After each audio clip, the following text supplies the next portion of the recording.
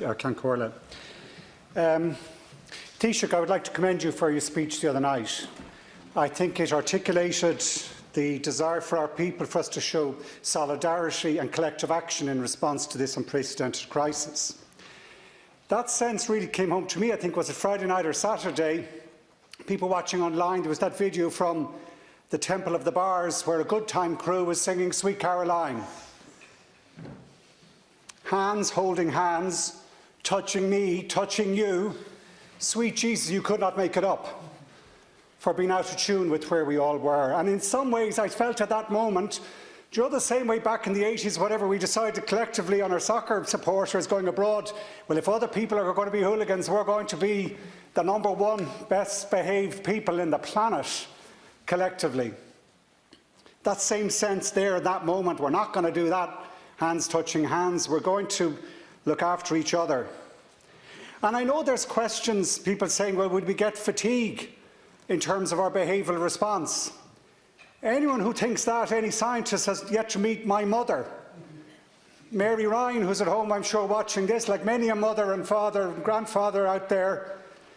If there was an antiviral Olympics, we'd win gold. She'd make the Chinese Communist government look like wimps when it comes to the measures that will be taken to hold this threat at bay. We're going to be good at this. We're going to take it on. We're going to pull together, as Taoiseach, you and others have said. It's interesting, we were chatting at one of our meetings, discussing, I hope we're not breaking confidence here, just this issue. We're agreed that we're going to go the suppression route, not the mitigation. We may have to, if things go wrong, we may have to go down the line in mitigation. But for the moment, we're going to take on the suppression route. Now, how we do that, where we maintain the mental health of our people, is important. And I was citing an example the other day. Could we keep our hardware shops open? I know that's not the most important thing or whatever, but if we kept our hardware shops open, and if we have to work from home or be at home for a period, well, let's paint the back of the house with the paint from that hardware shop. Or let's get every south-facing windowsill in this country and let's plant our seeds in the next week, so that if there is any supply crisis in fruit in 2 or 3 months' time when this really hits hard, we'll have our salads ready to go. Everyone's home, every windowsill, all of us being part of the solution. I think we need, Taoiseach, when I said this to you yesterday, as leaders we agreed that we need to come together and get more political involvement in the solutions. I regret Minister McHugh isn't here at the moment, because I'll be honest, I was keen, as another example of what we could do. I know the announcement today, and I'm not second-guessing the government in anything here or criticising, but Jesus, I would love had we done those orals, Leaving Cert orals by Skype.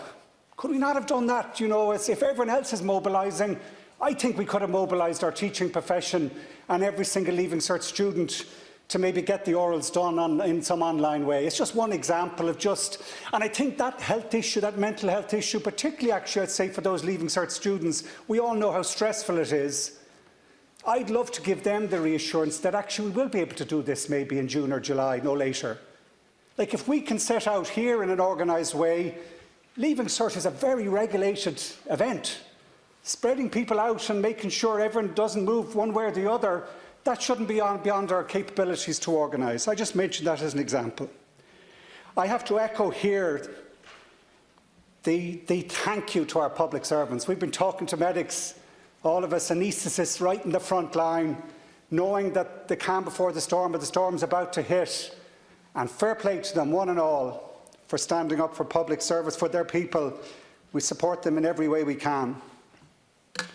I think we also have to look at our unity and solidarity as a political system. I'm glad in a way we were in a bit of lockdown in the last week or two, not really talking politics too much, and I think that maybe wasn't a bad thing, because we could focus on the public service message, which was actually key. I think we've got that herd sense here around we're going to take this on, and we've been clear and consistent in our messaging, but we recognise that we also in our political system have to show the same solidarity in how we work together, and we as a party will commit to do whatever we can in that way, working with other parties as needs be in the coming weeks and months. But we do need to up our game. It's not going to be easy. It's going to be difficult. Decisions have to be made. But I think the Irish people are up for it. I think we're going to be good at it, as hard and as difficult as the times are. Thank you.